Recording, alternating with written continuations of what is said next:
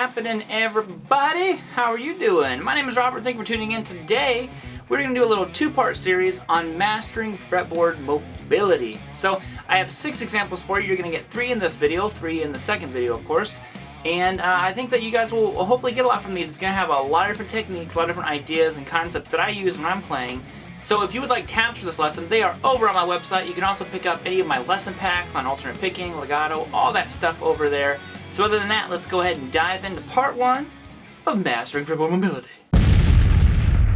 Okay, now before we get started, I am tuned on a half step. I know, I'm a horrible person. I am a horrible person, but I am a half step down. I came up with these ideas on the Les Paul, and I wanted to use the Les Paul, and it's just always a half step down. So the first one is going to be utilizing something. If you're a student of mine, you've probably seen this exercise before. I love it because it covers a lot of the fretboard, and that's what this is all about, moving around the fingerboard. And it's all using octaves. So we're going to use an A minor scale, at least the first 6 notes of it. I'm going to go 5, 7, 8 on the low E, 5, 7, 8 on the A, shift up an octave, and you're going to go 7, 9, 10 on the D and the G. On the B string, you're going to go 10, 12, 13. Same thing on the high E. So right away, I like where this is going because maybe you're a person who doesn't know a whole lot of scales and shapes and all that stuff. Well, this covered, I mean, a huge, big old chunk of the fingerboard already. Now I'm going to do alternate picking on, I think, pretty much all of these. I normally would maybe like economy pick this or something, but we're just going to kick it with alternate picking today. So once you can ascend that, you want to be able to descend it. Because you just don't want to be like, you know, it's kind of like being one-dimensional. If you can only ascend and stuff, you got to be able to descend as well. So let's go ahead and do that one.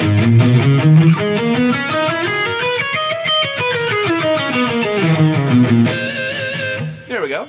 So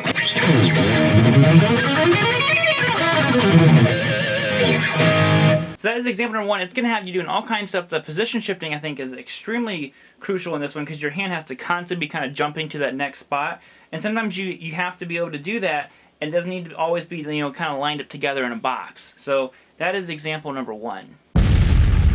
Alright, so example number 2 is kind of a very demanding legato run that we're going to do. It's kind of like combining, I guess the way I'm viewing it is like our Dorian shape and Ionian out of the key of G. You know, or we're doing E minor, whatever you tend to use this over. So here is the lick.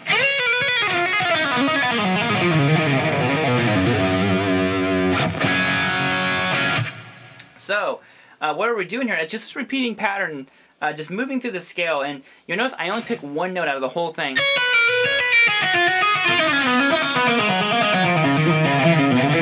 So, you know, it's very, very good for building that left hand independence and just being able to move around this shape. So the pattern is actually pretty simple. It starts on the high E string. You're going to go 10, 8, 7 on the high E. Then you hammer back onto 8, 10.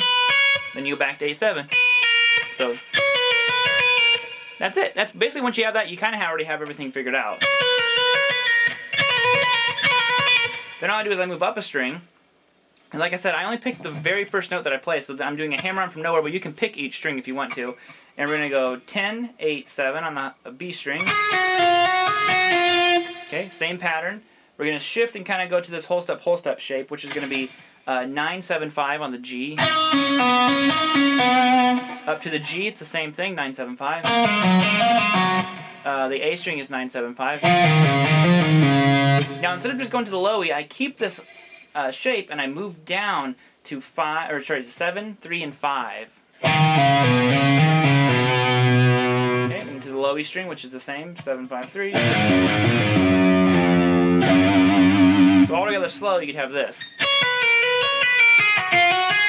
I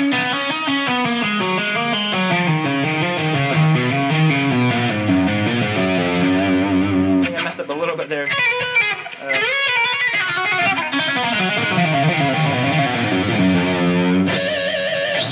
And then, of course, up the speed one more time.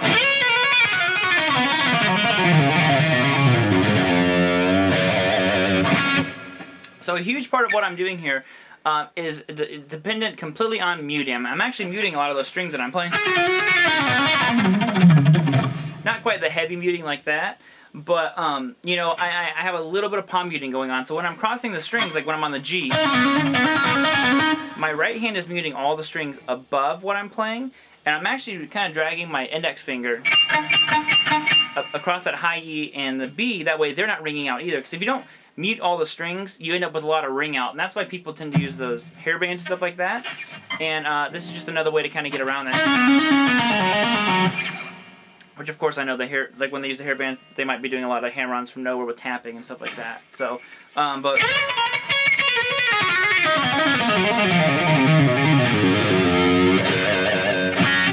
So you could obviously move this into all kinds of different shapes and scales and modes and stuff like that. I picked a really, really easy shape right here, but you know, you can obviously get as difficult as you want. Okay, so example number 3 of part number 1 is just going to be this little single string line that's going to be combining some hammer-ons and pull-offs with pick notes. And again, if you're a student of mine, you hear me talk about this all the time. It's one of my favorite things to do. I just like the way that it sounds. So here's the lick that we're going to be doing.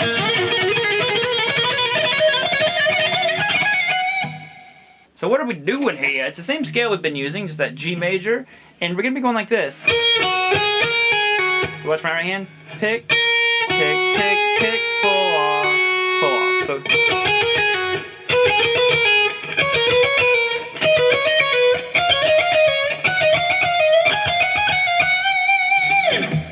So I'm starting down here. I'm going 7 to 3 on the high, which is pick. Then I go 5, 7. Then I pull off back to 5 and back to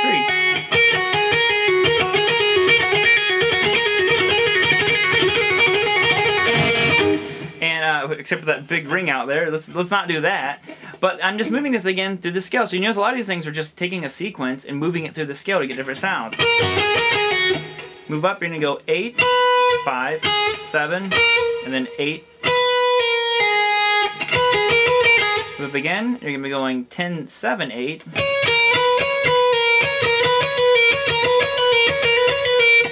You're gonna go 12, 8, 10. 12. There you go.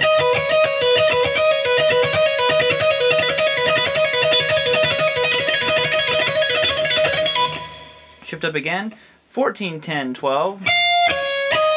14. Pull off to 12. Pull off to 8.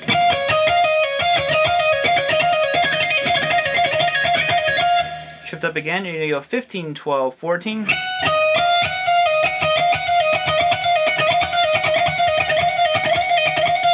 Almost home free. 17, 14, 15 this time.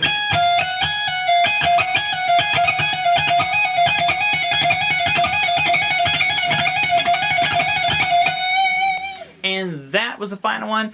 Now obviously this has us thinking, oh, we don't always have to be crossing strings. Now we're moving across a single string, which is all about finding all these different avenues to kind of like travel the fingerboard. I find just like thinking of all these different approaches changes, you know, and just kind of keeps me from doing the same thing all the time. Maybe the same, you know, 6-string run, the same single string run, you know, maybe incorporate some arpeggios, which part number 2 is going to have all kinds of other stuff in it. But for now, that is it for part number 1. Alrighty guys, that is going to do it here for us today. Thank you all so much for checking out the video. I hope you enjoyed. Hope you got something out of the lesson. Like I said, these are just a lot of things that I use. If you would, please go hamburger on that subscribe button. Like I said before, lesson packs, Skype lessons, information, all that stuff is over on my website. And I will see you all next time. Peace out, rock on, and of course, high five.